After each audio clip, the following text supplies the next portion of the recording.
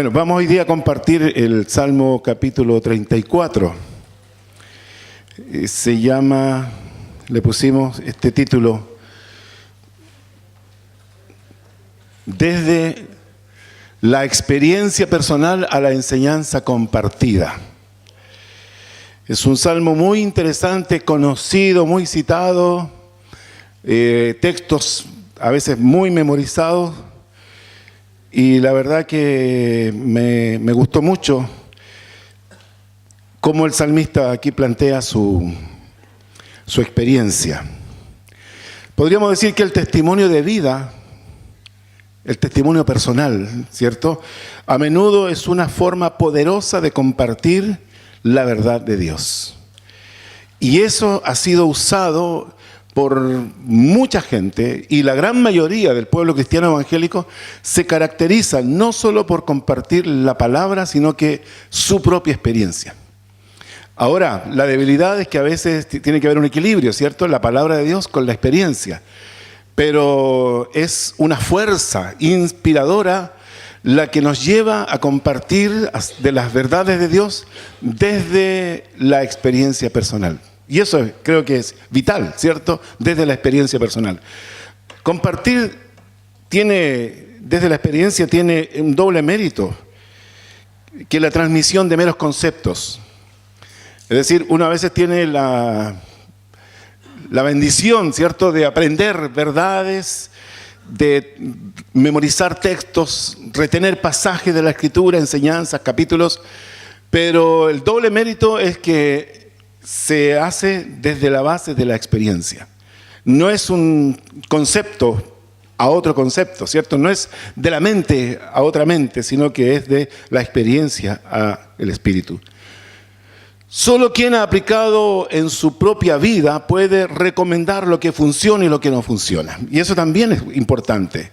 Solo el que ha aplicado las cosas que han funcionado en su propia vida puede recomendar a otros, ¿cierto?, el éxito de lo que le ha funcionado.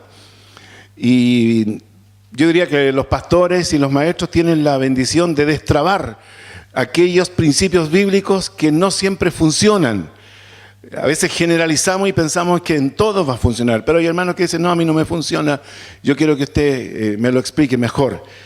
Entonces solo quien ha aplicado en su propia vida puede recomendar lo que funciona y lo que no funciona. También el respaldo desde la vivencia personal le da más fuerza que compartir lo aprendido.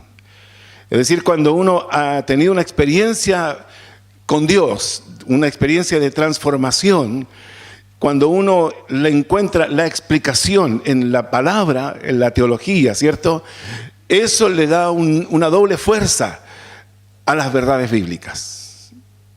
Porque ya tiene el respaldo, ¿cierto?, de la persona que lo ha vivido. También la experiencia y la enseñanza reflejan la generosidad de la persona. La experiencia y la enseñanza. El que aprende y comparte tiene doble mérito.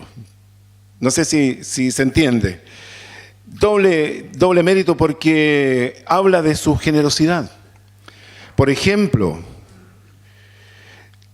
la experiencia adquirida y no compartida es una actitud egoísta, cosa que yo vi en las empresas.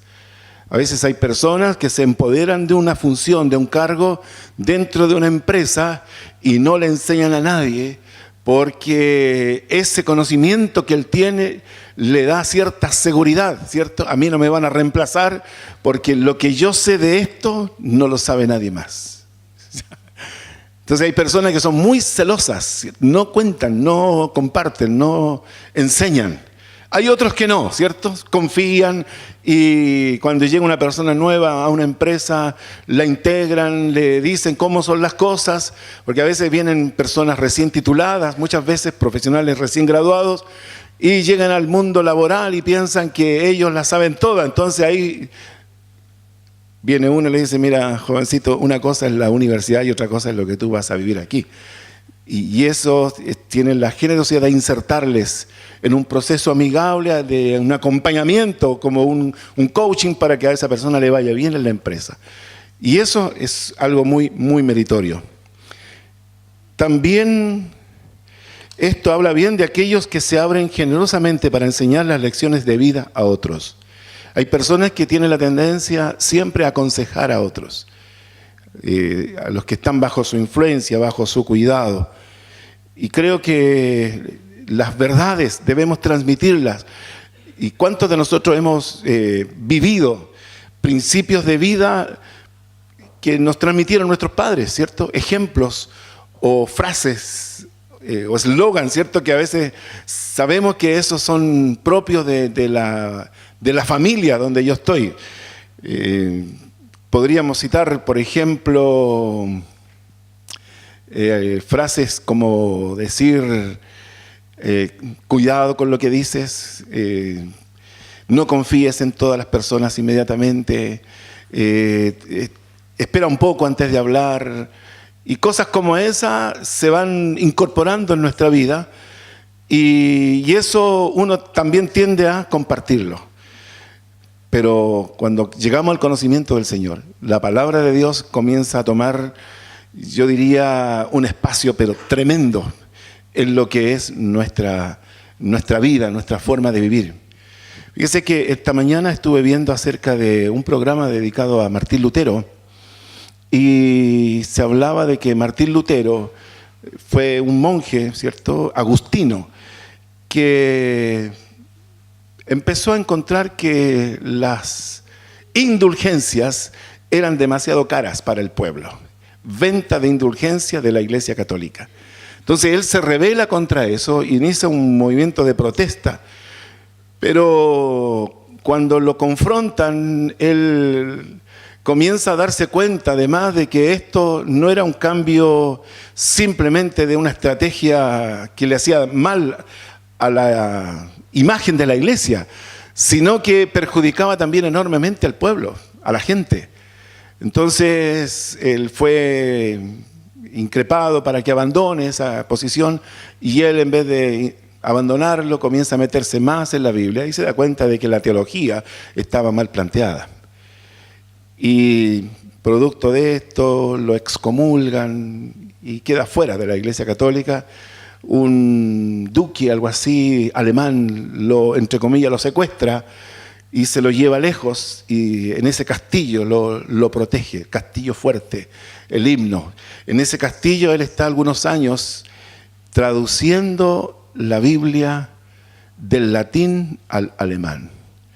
A los 5 años logra traducir todo el Nuevo Testamento y eso se imprime y se comienza a difundir la palabra de Dios en la nación de Alemania. 8 años más tarde sale publicado el Antiguo Testamento, también del latín al alemán. Y esto, fíjese hermano, que trajo una bendición tan grande para el pueblo alemán, porque primero unificó la lengua alemana. En las tierras germanas habían muchos dialectos y cambios idiomáticos, entonces la Biblia en el idioma alemán unificó la lengua, el idioma. Pero segundo, trajo como beneficio que ahora la gente podía leer la Biblia en su propio idioma.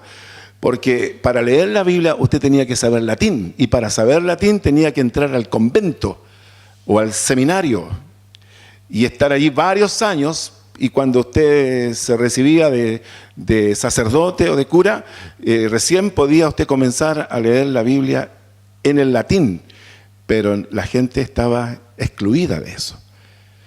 Entonces la Biblia trajo educación al pueblo, porque la gente comenzó también a aprender a leer en la Biblia. Lo otro que encontraron, que la Biblia les enseñaba a convivir. La Biblia les enseñaba a las buenas relaciones. La Biblia les enseñaba a hacer buenos negocios. La Biblia les enseñaba los conceptos de familia, los roles de padre, madre, hijos. La Biblia les enseñaba de ética. Entonces, la Biblia trajo mucha educación. Y por eso también otras naciones europeas comenzaron a tomar este ejemplo. Y por eso que el protestantismo creció tan fuerte. Y por eso que es el día de la Iglesia Evangélica, el 31 de octubre aquí en Chile, porque ese 31 de octubre de 1537, agustino, sacerdote llamado Martín Lutero, clavó en esa catedral en Alemania las 195, bueno, ya le está agregando más, 95 tesis acerca de las observaciones que él hacía con respecto a lo que la Iglesia Católica debería corregir. No lo hicieron y de ahí nace el movimiento protestante. Hermanos, por lo tanto, la enseñanza personal que funcionó en Lutero, él dijo, esto no puede quedar conmigo, yo tengo que enseñarlo. La experiencia de transformación de vida que él tuvo, él se propuso enseñarlo. Y es lo que David también nos va a compartir en este salmo. Por lo tanto, se requiere una actitud humilde para hacer esto, porque también están incluidas el reconocimiento de errores, las equivocaciones.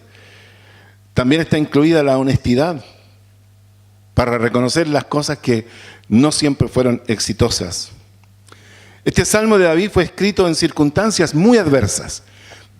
David estaba siendo perseguido por Saúl y David cae en una especie de cansancio, de huir tanto, que él decide irse a una nación extranjera, al pueblo de Gat, una nación filistea. Y allí él pensaba quedarse tranquilo, pero resulta que se acordó que él había matado hacía no mucho tiempo a un filisteo llamado Goliat. Así que el pueblo de Gad no tenía una muy buena idea de David. Y también el rey comienza a verlo con desconfianza. Por lo tanto, David decide una estrategia de hacerse loco. Comenzó él a tener una conducta como una persona que ha perdido el juicio y la razón. Entonces el rey de Gat, Abimelech, decide expulsarlos. Dijo, aquí no me faltan locos, así que se vaya este. Pero David está ahí como saliendo de las llamas para caer en las brasas. Está en una situación demasiado apremiante. Él estaba peligrando, temiendo mucho por su vida. Y en estas circunstancias, David escapa de Aquis, expulsado. Y David, en este momento de crisis, también de dudas,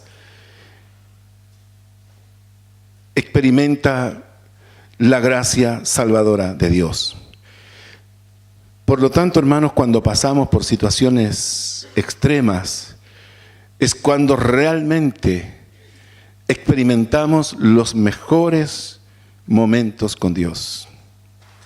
Solo cuando pasamos por situaciones muy extremas, experimentamos a Dios de una forma muy sobrenatural, ¿cierto? No sé a cuántos le ha pasado. También, gracias a esta experiencia, David pudo escribir este salmo que quedó un registro para nosotros. Gracias a esta experiencia podemos recibir la palabra de Dios como la oración a nuestra propia vida. Y gracias a esta experiencia podemos aprender de la experiencia de David y aprender de lo que él quiere enseñarnos. Mire qué interesante, ¿eh?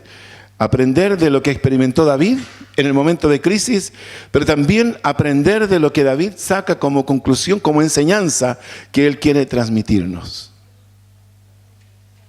¿Cuántos dicen amén? Entonces, vamos a decir, primer punto, la experiencia personal.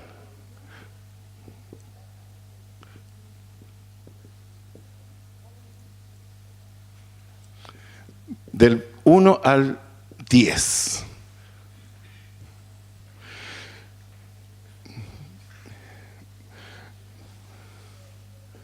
Primero decimos la deuda de gratitud. Me parece que una vez hablamos acerca de las deudas de gratitud. ¿Tiene usted deudas de gratitud? ¿Sí? Y es importante pagarlas. Y No, estas deudas de gratitud no tienen que ver con dinero, sino simplemente tiene que ver con honra, con reconocimiento, con expresiones genuinas de verdadero agradecimiento. David comienza este salmo hablando de esta deuda de gratitud, su compromiso con Dios, sus votos, sus promesas a Él.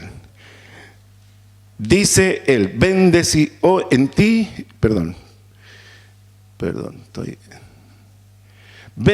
a Jehová en todo tiempo.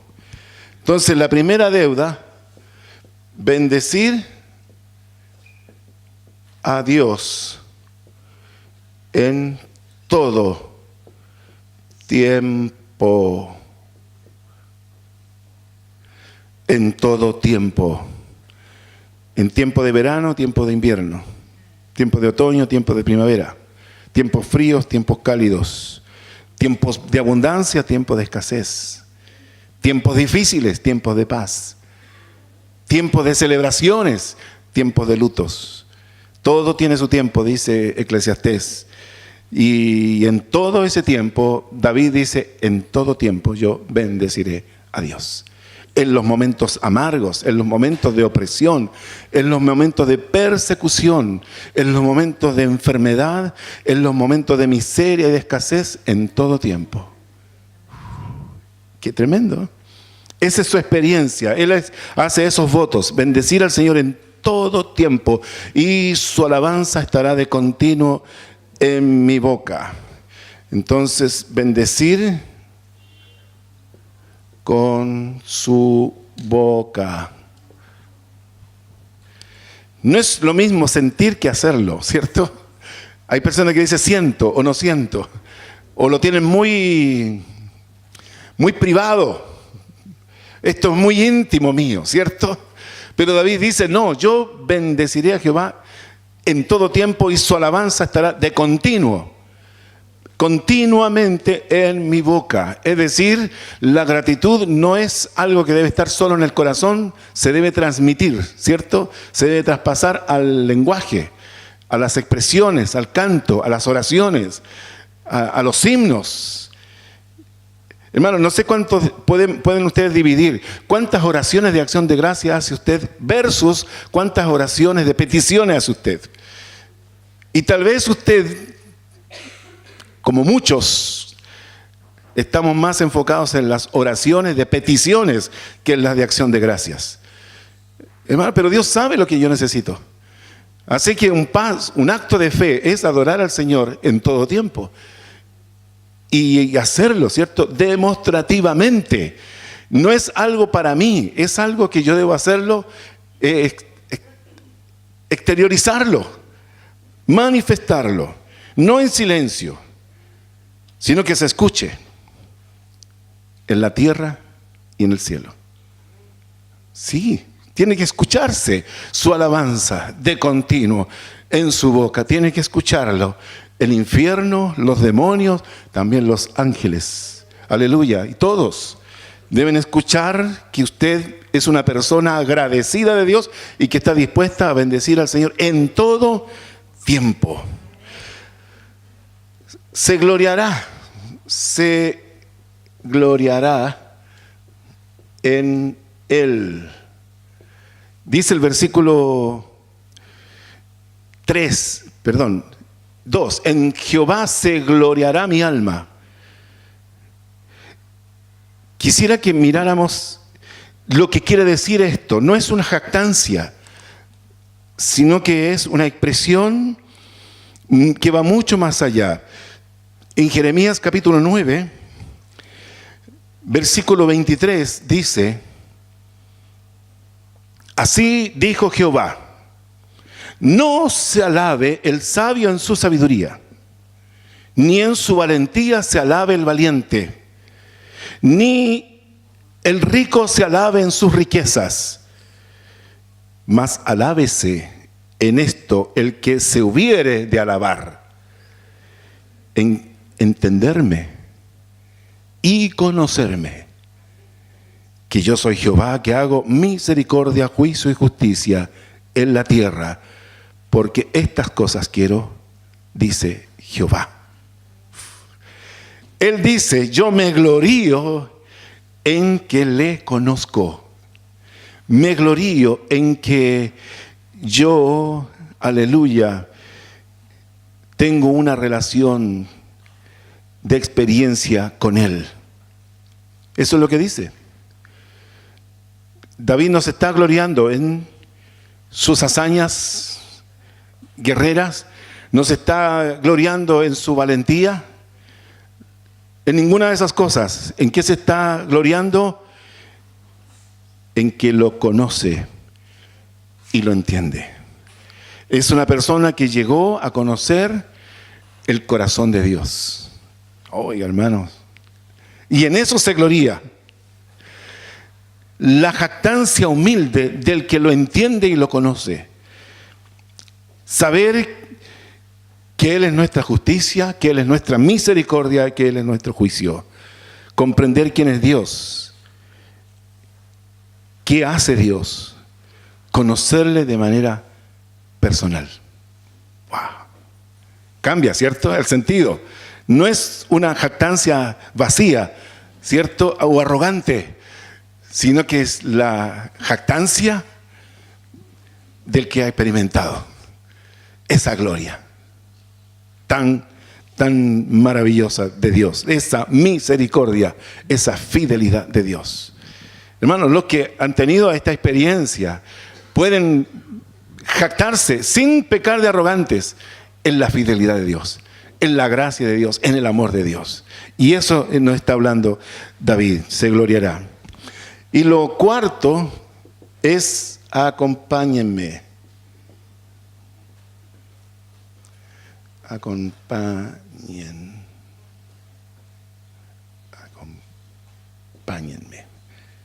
Acompáñenme. ¿Qué quiere decir esto? Engrandecer a Jehová conmigo.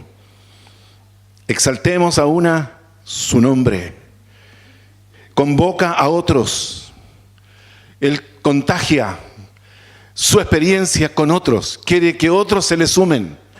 De ahí, hermanos, que es importante el hacerlo comunitariamente. Podemos hacerlo individualmente, pero también colectivamente. Y eso es lo que hacemos cuando alabamos al Señor, cuando cantamos. Estamos haciendo esto que precisamente David valoraba mucho, engrandecer a Jehová conmigo. Cuando yo le canto, Dios no es tan grande cuando le cantamos todos, ¿cierto? Convoca a otros. Él quiere que haya una sinfonía. Muchas voces, pero unánimes, exaltando el nombre de Dios.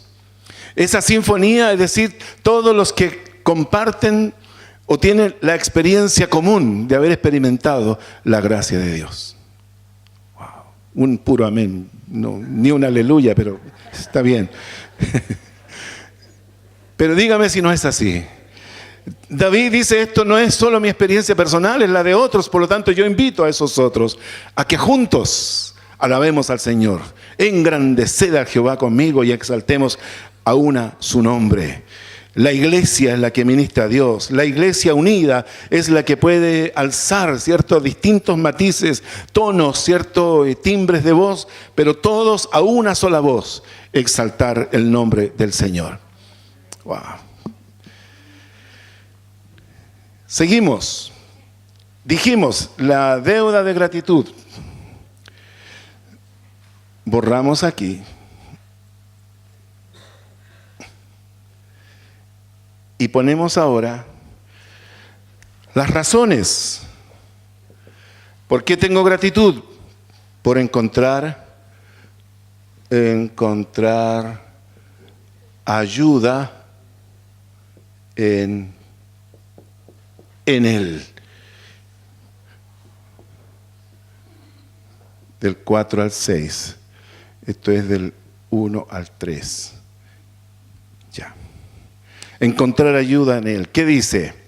Busqué a Jehová y Él me oyó. Todo comienza cuando buscamos a Dios. Todo comienza a cambiar cuando buscamos a Dios. y me libró de todos mis temores. ¿Cuál fue el beneficio inmediato? Recibió paz. Estaba lleno de temores. Busqué a Dios y lo primero que yo recibo en mi tiempo de oración, antes de ver milagros, antes de ver huir a mis enemigos, antes de ver la intervención de Dios directa en las circunstancias que yo vivo, yo recibo en ese momento, en mi oración, la paz de Dios. Dios comienza a liberarme de lo que tenía aprisionado mi corazón. Dios comienza a quitarme mis temores, mis angustias. Por lo tanto, hermanos, podemos decir que la oración sincera, la búsqueda sincera de Dios trae inmediatamente el control de nuestras emociones tóxicas. Usted sabe que hay emociones tóxicas, emociones que enferman. Una persona puede enfermar del corazón, producto del temor, por ejemplo, porque el temor es una emoción tóxica. Por lo tanto, yo tengo que saber sacarme las emociones tóxicas. Pero eso no es cargando a los que me rodean. Hay personas que tienen la habilidad de cargar a otros. Mi esposa le llama vampiro espiritual. Me saca todo lo bueno que yo tengo y me pone todo lo malo. Hermano, hay gente que tiene esto de contaminar a otros con su amargura. Dice la Biblia que la amargura, por ejemplo, es contagiosa. Por lo tanto, yo debo ir al Señor en oración.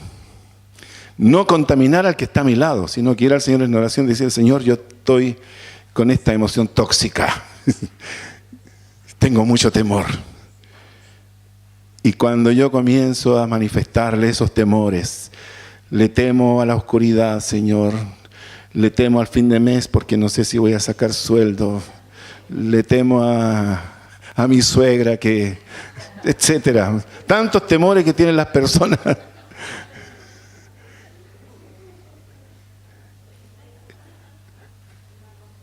Y Dios comienza a orar. Nos libra de nuestros temores. Segundo, adquirimos serenidad. Los que miraron a Él fueron alumbrados y sus rostros no fueron avergonzados.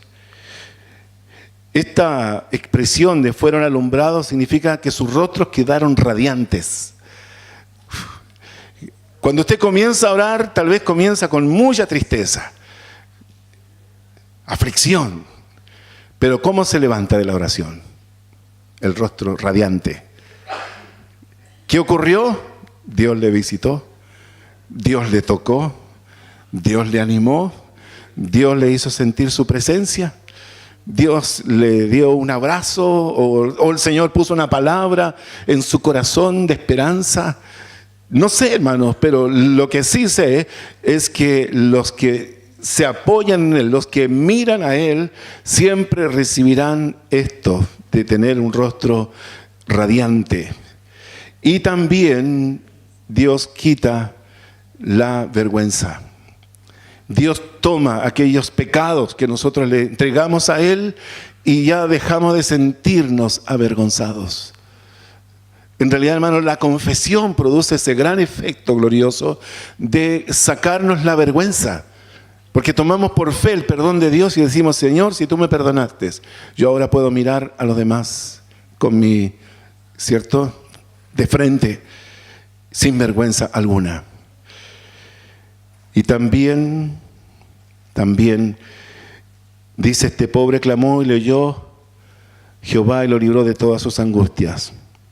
Aquí, cuando dice este pobre, es que él reconoce su necesidad. Solo los pobres reconocen las necesidades. Bienaventurados los pobres en espíritu, ¿cierto? Está en las bienaventuranzas, porque ellos serán llamados hijos de Dios. Este pobre clamó, reconoce su necesidad y recibió salud en su alma. Dice, lo libró de todas sus angustias. Cuando hay reconocimiento de las necesidades, hermanos, Dios es fiel para sanar el alma. para liberarnos de las angustias, de las aflicciones, de las congojas, de las preocupaciones.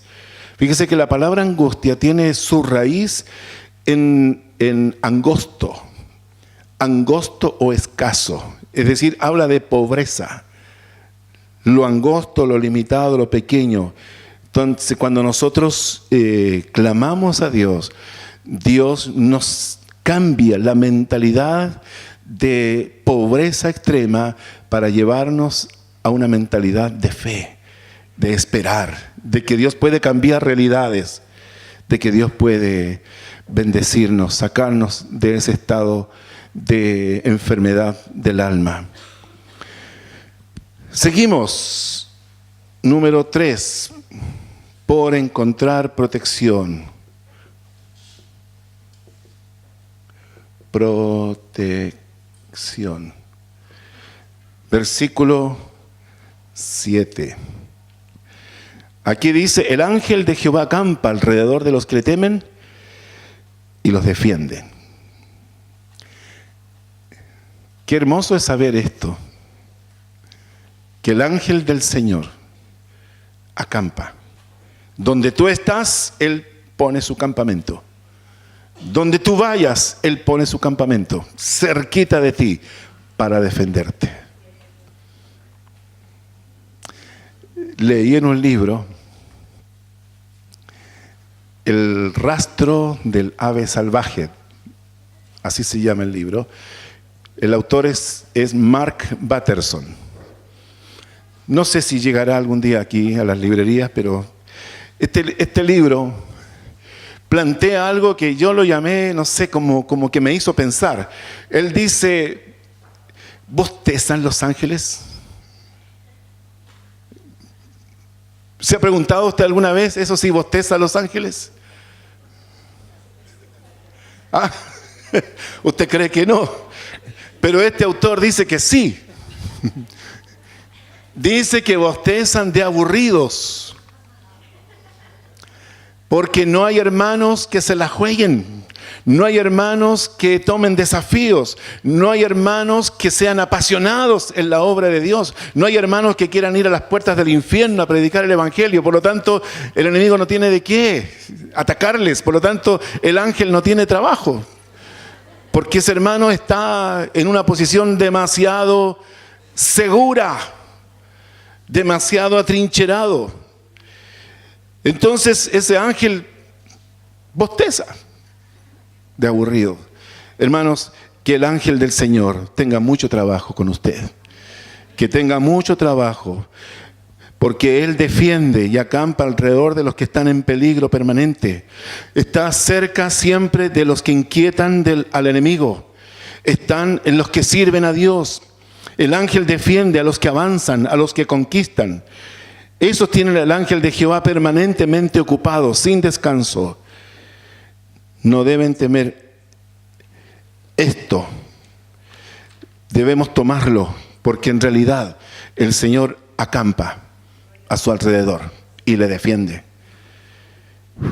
Hay muchos textos en la palabra acerca de cómo la intervención angelical salvó a los hijos de Dios. Un ángel le habló a Pablo que no iban a naufragar. Un ángel se le manifestó a Pedro que iba a salir de la cárcel.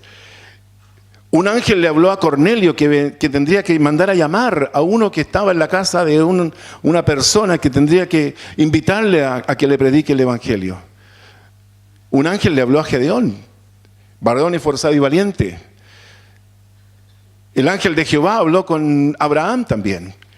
Y así. En el libro de Daniel también habla acerca de cómo el arcángel le protegió, peleó en el cosmos por la petición de oración que estaba haciendo Daniel acerca de la liberación del pueblo. Entonces, hermanos, creamos esto, la protección divina de Dios, sobrenatural de Dios. El mismo Salmo 91 dice: porque a sus ángeles mandará cerca de ti que tu pie no tropiece. También por encontrar provisión.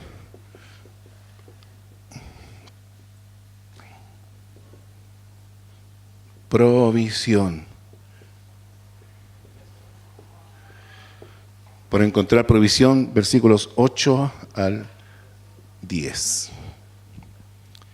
Versículo 8 dice: gustad y ved que es bueno Jehová, dichoso el hombre que confía en él. Es como si David invitara a los que le rodean a gustar, a paladear, a probar. Una comida se puede ver muy rica, ¿cierto? Y la gente le dirá: yo respeto tu comida, pero yo tengo la mía, ¿cierto? Se ve bien, se ve apetitosa, pero está bien. Pero es como si el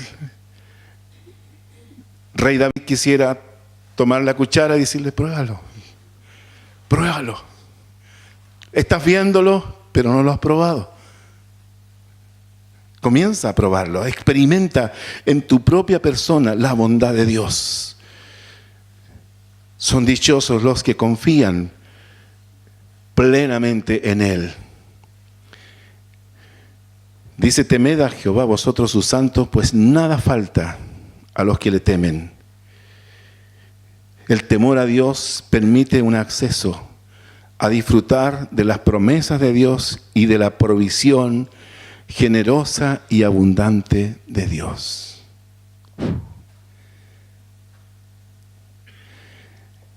Tal vez no concede todo lo que pedimos, pero dice: nada falta.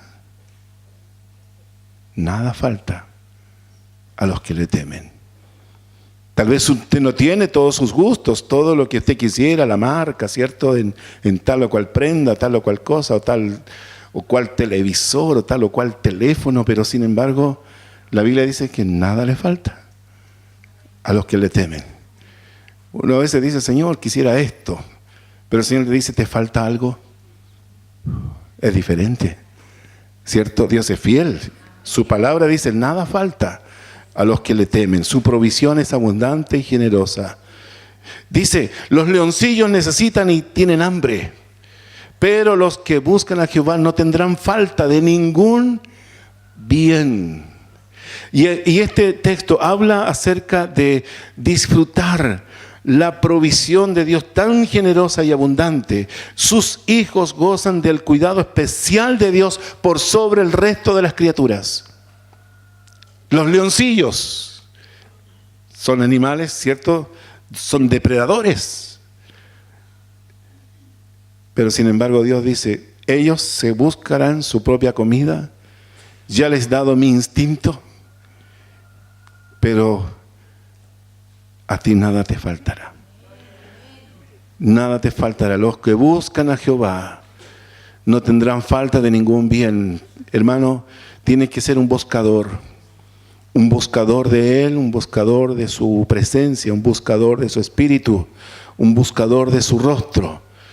Cuando haces eso, tomas esta promesa y le dices: Señor, tu palabra dice: no tendrás falta de ningún bien. El anterior dice: nada falta a los que le temen.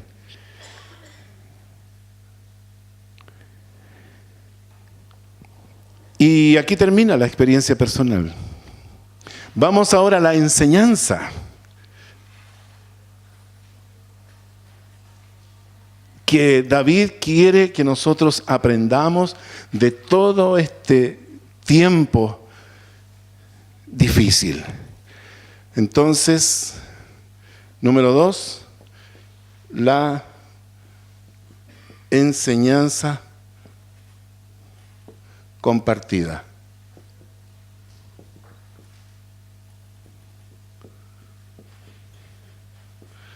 Del 11 al 22. Fíjese el cambio de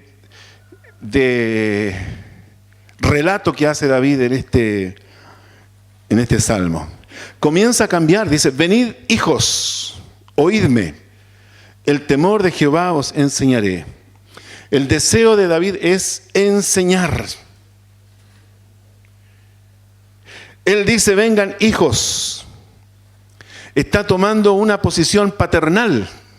Todavía David no tenía hijos en ese tiempo, Pero él ya trataba a sus discípulos, a sus valientes, tenía esta relación paternal de un padre con un hijo, o de un profesor con su alumno, o de un maestro con su discípulo. Dice, el temor de Jehová os enseñaré. Comienza con esto porque el principio, dice el libro de los Proverbios, el principio de la sabiduría es el temor del Señor, ¿cierto? Entonces él dice que lo primero que se debe aprender es el temor de Dios. El punto de partida para enseñar algo de Dios comienza con el temor de Dios. Desde allí se comienza la instrucción. Si no hay temor de Dios, no hay aprendizaje. Así de sencillo. Si no hay temor de Dios, no hay aprendizaje. Usted podrá hablarle mucho a una persona de Dios y de las cosas importantes que usted ha aprendido del Señor. A una persona que no tiene temor de Dios, usted va a perder el tiempo. Lo primero, el inicio, es el temor de Dios. Entonces, lo primero, aprender a ser sabios. A ser sabios. Este es el versículo 11. Lo segundo, aprender a tener buena vida.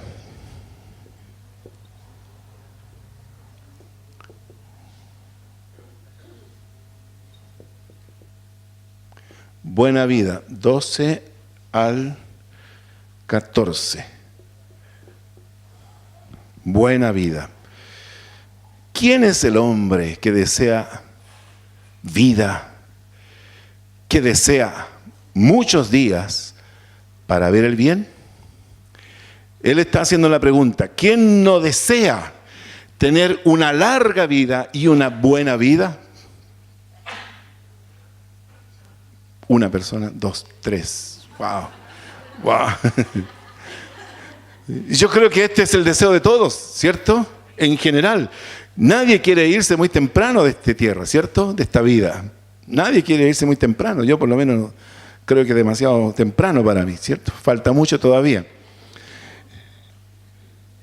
Pero David hace la pregunta por este tema, el de saber vivir bien, el tener buena calidad de vida.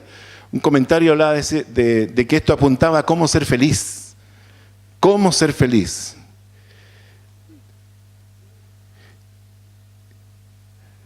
Y comienza aquí la enseñanza.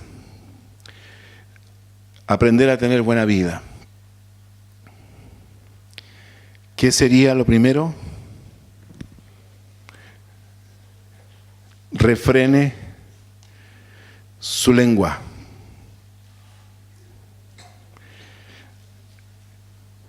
Para tener buena vida, refrene su lengua.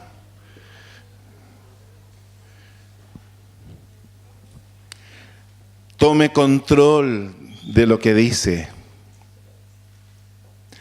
Recuerde, usted tiene 2 oídos y una boca. 2 palabras le dan derecho a decir una palabra. 2 palabras que escucha, usted dice una palabra. Me gustó esto, fíjese. ¿Verdad? Porque lo primero es aprender a ser sabio, ¿cierto? Tener temor de Dios. Pero lo segundo, mi expectativa de una buena vida y larga vida tiene que ver en qué control tengo yo de lo que digo. Porque las palabras tienen poder. La palabra realmente levanta o derriba. Si usted quisiera acompañarme, miremos por favor Santiago capítulo 1.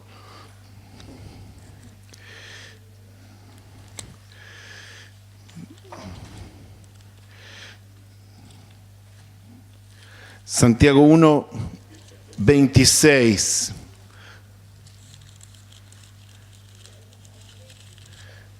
Santiago, aquí está Santiago. Aquí está. 1:26 dice: Si alguno se cree religioso entre vosotros y no refrena su lengua,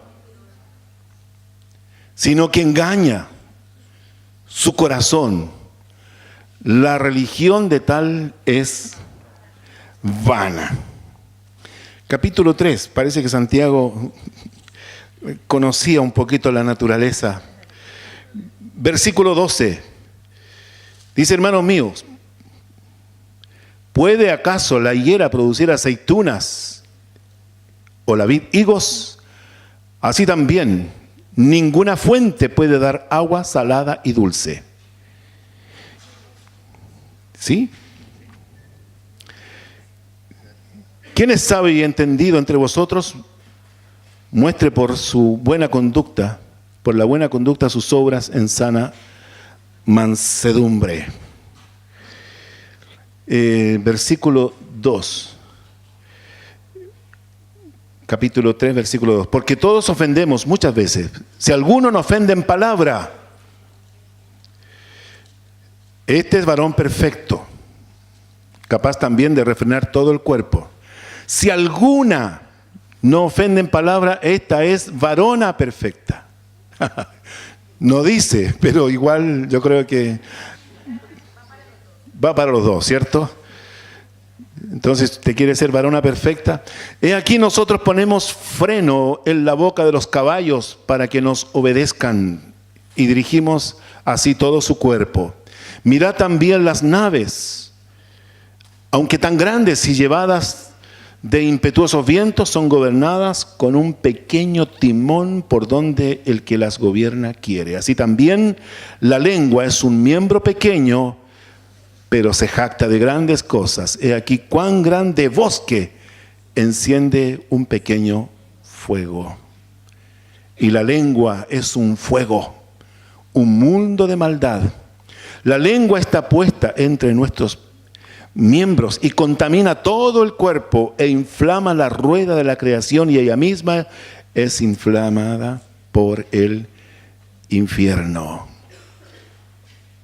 Me daría pena seguir hablando de esto, hermano, porque yo creo que ya tiene suficiente para sacar buenas conclusiones de la importancia de cuidar nuestro lenguaje, cómo hablamos de las personas. Yo creo que eso es. Cómo tratamos los que nos rodean.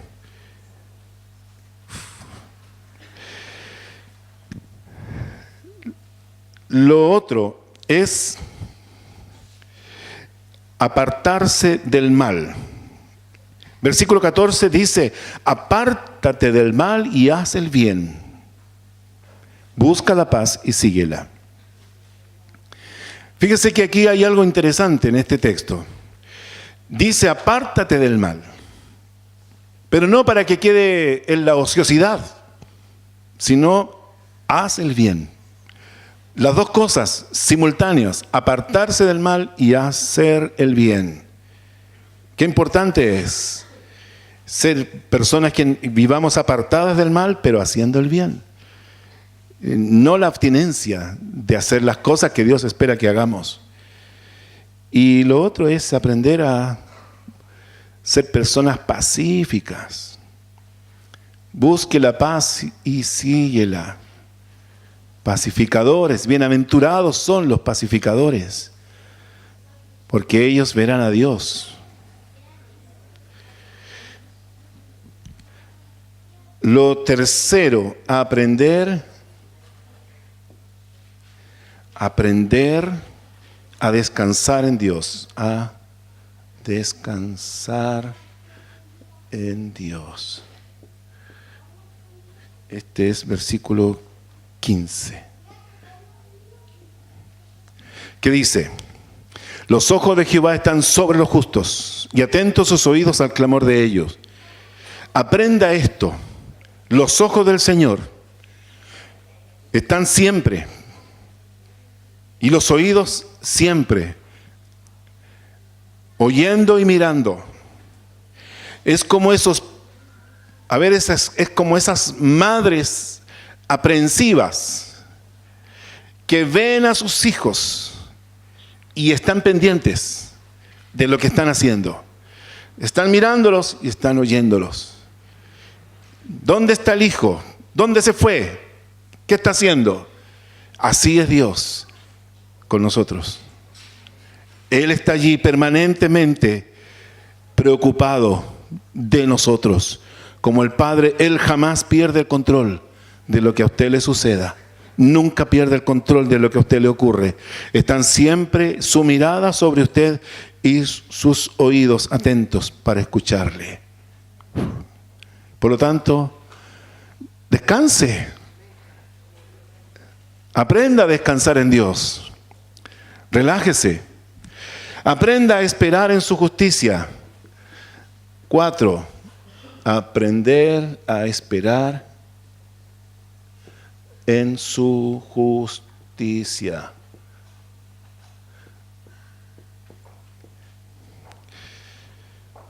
Dice: la ira de Jehová contra los que hacen mal, para cortar de la tierra la memoria de ellos. Aprenda a esperar que el Señor en algún momento pagará. En algún momento le hará justicia. En algún momento Dios va a intervenir. En algún momento el Señor va a manifestarse como juez. Nosotros debemos aprender a esperar en eso.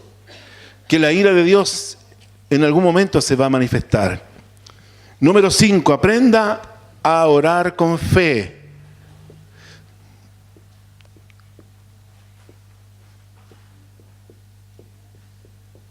Y ya falta poco, hermanos. Dice el versículo 17: claman los justos, y Jehová oye y los libra de todas sus angustias. Aprenda a orar, aprenda a clamar, porque Dios le oye y Dios le libra. Fíjese que está como muy relacionado. Como consecuencia, el clamor de los justos y la recepción de Dios de esas oraciones. Y los libra de todas sus angustias. Número 6, aprenda a recibir sanidad. Aprenda a recibir sanidad. Se me acabó la pizarra. Aprenda a recibir sanidad. 18. Dice: cercano está Jehová a los quebrantados de corazón y salva a los contritos de espíritu. Dios no está lejos, está cerca. Aprenda a recibir la sanidad de Dios. Fíjese que aquí habla de quebrantados de corazón, contritos de espíritu. Dos enfermedades, yo diría que son tan comunes en este tiempo. Personas con traumas, personas con su alma quebrantada, personas con angustias, con depresiones. Debemos aprender a recibir esa presencia de Dios que restaura, yo diría, todas las áreas emocionales nuestras. Su presencia en nuestro corazón toma control de nuestro estado emocional siempre. Y eso es salud para nosotros. También, número 7, ya no lo voy a escribir porque ya no se ve tampoco. Aprenda a esperar en Dios. Versículo 19 y 20. Muchas son las aflicciones del justo, pero de todas ellas le librará el Señor. Él guarda todos sus huesos, ni uno de ellos será quebrantado. Muchas son, en su vida son muchas, pero de todas, dice, de todas. Esa palabra todas incluye todas las aflicciones suyas. De todas ellas le librará el Señor. Y Él guarda todos sus huesos. Yo leía un comentario acerca de esto, de que ninguno de nuestros huesos será quebrantado. Hoy día nosotros recibimos, cuando hay fracturas, por ejemplo, cuando hay fracturas recibimos yeso, recibimos implantes, recibimos tornillos, recibimos, ¿cierto?, operaciones que de alguna manera nos devuelven esa movilidad. Está muy avanzada esa ciencia, pero en esos tiempos una persona fracturada ya era una persona casi inutilizada de por vida. Imagínense lo que era. Pero Dios nos garantiza, hermanos, que el Señor el Señor te mantendrá firme y saludable. No importa cómo sea tu dolor en el presente, pero eso no durará eternamente. Él guarda todos nuestros huesos, ninguno de ellos será quebrantado. Finalmente, hermanos, aprenda a dejar la justicia en las manos de Dios. Matará al malo la maldad y los que aborrecen el justo serán condenados. Matará al malo la maldad. La muerte es la cosecha del malo, la consecuencia natural de su estilo de vida.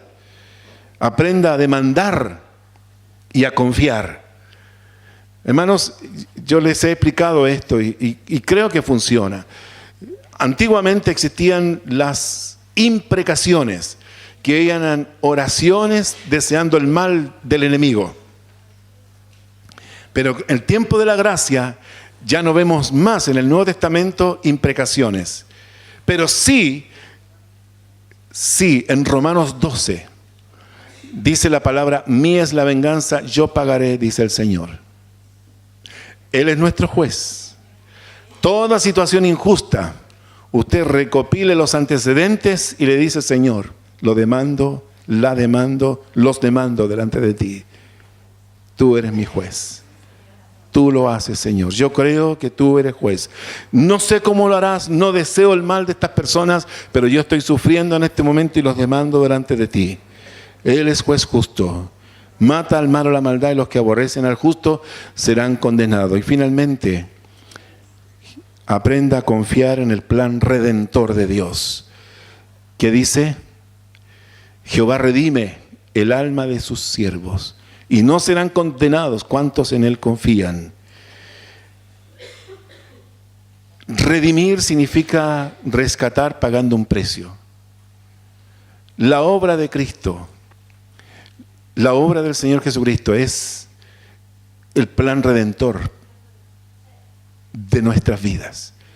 Y fíjese que aquí habla primero acerca del alma, la redención del alma. Cuando uno mira los sufrimientos del Señor, lo abandonaron, lo traicionaron, lo insultaron, lo despreciaron, lo ofendieron, etc. Todo eso lo sufrió por usted. Por lo tanto, todas esas emociones que a usted tanto le afectan, el Señor ya pagó por usted. Y ciertamente llevó Él nuestras enfermedades. Él fue traspasado en sus manos, significa que el Señor tiene cuidado de la salud de nuestras manos. Él fue traspasado a sus pies, significa que Él también tiene salud para nuestros pies. Él fue azotado en su espalda, por lo tanto nosotros también recibimos salud por la obra que Él recibió de castigo para que nosotros recibiéramos salud. Él fue traspasado su corazón. Él recibió la corona de espinas que rasgó sus sienes. Significa que todos nuestros tormentos, nuestros pensamientos, aún los más oscuros y tristes, Él ya pagó por ellos. Hermanos, el plan redentor del Señor está completo, redimiendo nuestro cuerpo, nuestra alma, nuestro espíritu, nuestro cuerpo físico. ¿Cuántos milagros el Señor ha hecho en nosotros? Nuestra salud del alma, depresiones, los complejos, inseguridades, temores y todo eso el Señor se lo lleva. Y la redención de nuestro espíritu, esclavos del pecado, esclavos de vicios, bajo maldición y tal vez muchas cosas que eran absolutamente ajenas a la voluntad y la palabra de Dios, el Señor nos redime por eso. Hermanos, debemos aprender entonces, fíjese qué importante, aprender desde la experiencia.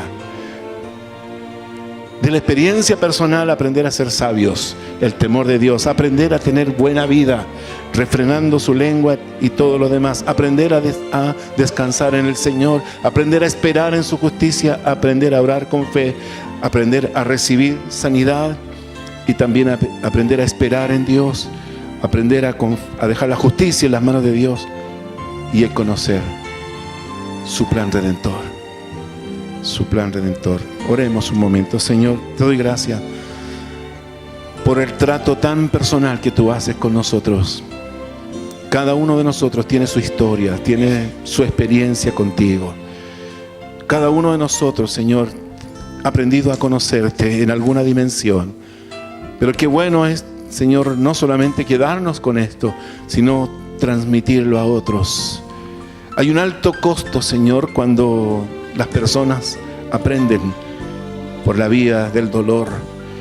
Pero qué hermoso es cuando aprendemos porque alguien que experimentó lo adverso experimentó también la gracia, la liberación. Señor, tú conoces la realidad de mis hermanos y de mis hermanas en este día. Y yo creo, Señor, que tú estás aquí para redimirles de toda situación de cautividad, de toda opresión maligna y de todo temor. En el nombre de Jesús presentamos todo esto delante de ti. Tú conoces las necesidades, tal vez hay necesidad de provisión en algún área. Señor, tu palabra dice, nada falta. Los leoncillos tienen necesidad, pero nada falta a los que te temen. En el nombre de Jesús declaro, Señor, sobre tus hijos esa fidelidad maravillosa de tu provisión generosa y abundante, tu cuidado permanente, Señor, sobre nosotros. Gracias te damos, Señor, por esta palabra. En el nombre de Jesús, muchas gracias, Señor. Amén.